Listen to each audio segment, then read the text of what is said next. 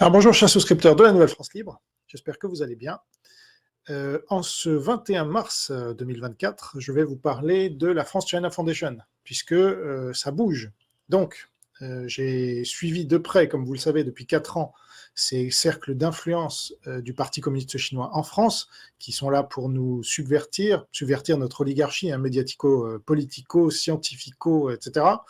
Donc, tous ces gens-là, ont bien profité de la France et l'élite a collaboré avec eux dans les grandes largeurs, avec l'EP4 qui a été le climax, mais aussi EDF, le nucléaire, le Airbus, la SNCF, enfin bref, ils ont tous été collabos, donc je ne vois pas d'autres termes, hein, donc je suis désolé. Et donc le chef de toute cette collaboration, c'est évidemment Jean-Pierre Raffarin, qui a créé donc le Paris-Shanghai Club, qui est la version de la France China Foundation, mais plus discrète, donc la France China Foundation elle-même, qu'il a créée avec Jacques Attali, et quelques autres. Il a fait venir les instituts Confucius, il a ouvert la France à la Chine, hein, en gros, et donc sous des prétextes que voilà, il fallait profiter de ce marché. Donc effectivement, il y a des gens qui se sont vraiment beaucoup enrichis, mais maintenant le vent tourne. Il y a la Troisième Guerre mondiale que la Chine a déclenchée avec l'attaque biologique, et là déjà,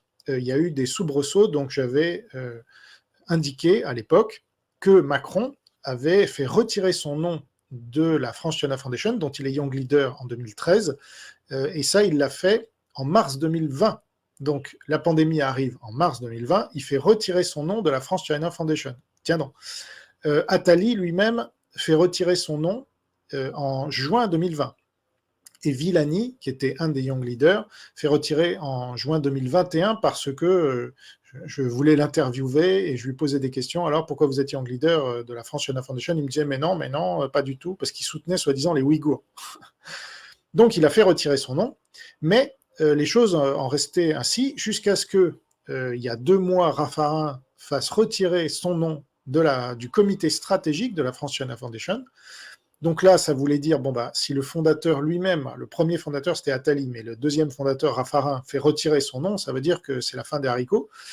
Et donc, il n'assume plus publiquement, c'est ça que ça veut dire, parce que pendant toutes ces années, donc plus de 10 ans, hein, ça s'est créé en 2012, jusqu'en 2023, donc, et 2024, c'est l'année à la fois de la reconnaissance de la Chine, les 60 ans de la reconnaissance de la Chine, là où il y a plein de fêtes, de commémorations.